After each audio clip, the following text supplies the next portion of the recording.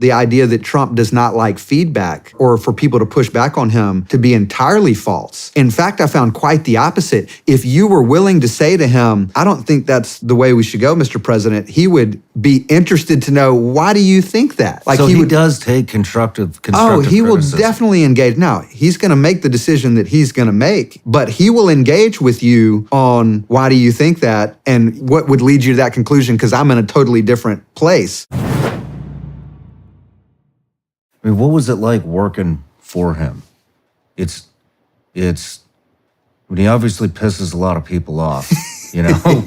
but I'm genuinely curious. I mean, because there's people that I have a lot of respect for, you know, that left that administration, you know.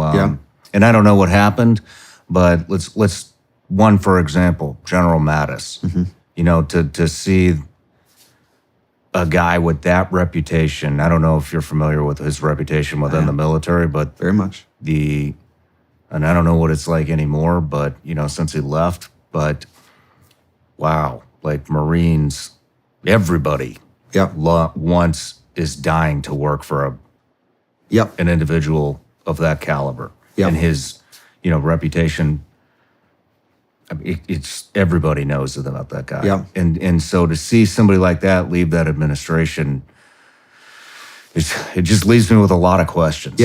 Well, so we can it's kind of two questions there. One is, what's it like to work for Trump? The second is, we can talk about the Mattis one specifically, because I've spent a decent amount of time with him while I was there, and kind of, I think, understand some of the backstory of that. I personally don't have a single negative thing to say about having worked for Trump, and I've been sued by the guy at one point, you know? So I've seen every side of it, and we can get into that, you know, kind of what happened there. But in terms of actually working for him, it is different. It's unlike anything I've ever experienced. And I could see how it wouldn't be for everyone. But personally, I found the characterization as Trump as someone who's just like, you know, he's just the you're fired guy and is just like flying off the handle and yelling at people and going, you know, wild all the time, to not be my personal experience.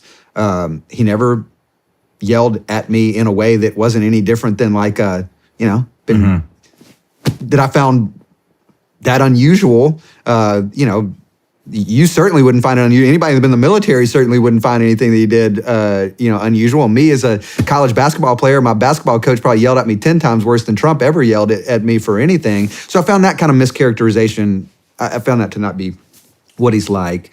The thing I think that people struggle with, and I could see where somebody, especially from a military background, might struggle with, is how freewheeling it is. It's not regimented.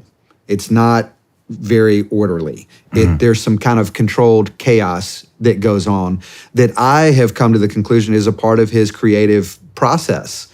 He didn't like to have a lot of structured time during the day because he wants to have time to, he talks all day to a million different people. He is constantly on the phone getting feedback from a million different inputs, some of them kind of frontline type people, some of them the names you've heard of type people who are in leadership, and everyone in between. If you walked in there today, he would ask you, Sean, what are we thinking? What are we thinking right now? What are we hearing out there? What do you think? So what do I need to be talking about? What should we be doing?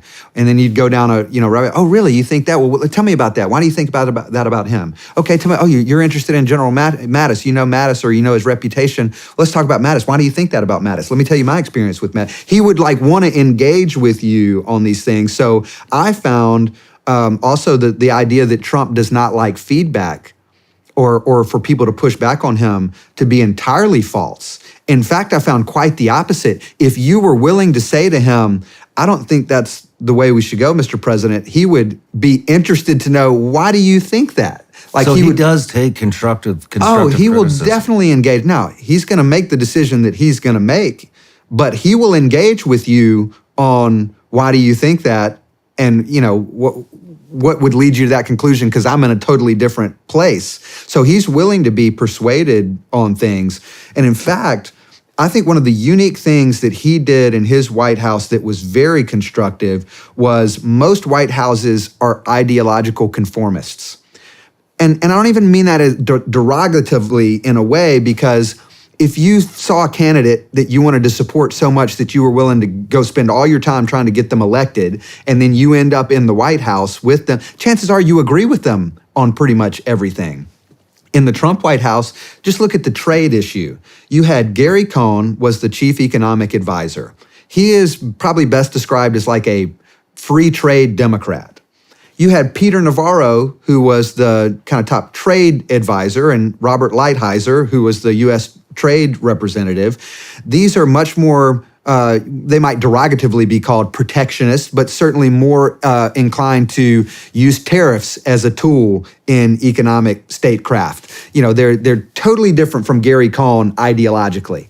Those were the people in the Oval Office arguing about trade all day. And so you have a diversity of opinions that you're not going to get in most White Houses. Now, where it breaks down is when the president makes a decision. If one of those two sides lost the argument, they have to be willing to subordinate their views to the president's decision and execute on his vision. And I do think there were breakdowns at times in the Trump White House where people were not willing to subordinate their own views to the president's views, which gets me directly to the John Mattis question. General Mattis' resignation came at a time when President Trump was trying to get us out of Syria. And he felt strongly that we need to get out of Syria. And General Mattis felt strongly that we had a U.S. national security interest in Syria that merited keeping U.S. troops there, continuing to engage there in a way that President Trump did not feel inclined to do. And essentially what General Mattis did was say, I can no longer, in good conscience, based on my sincerely held beliefs, execute on the president's wishes because I disagree with him on this policy.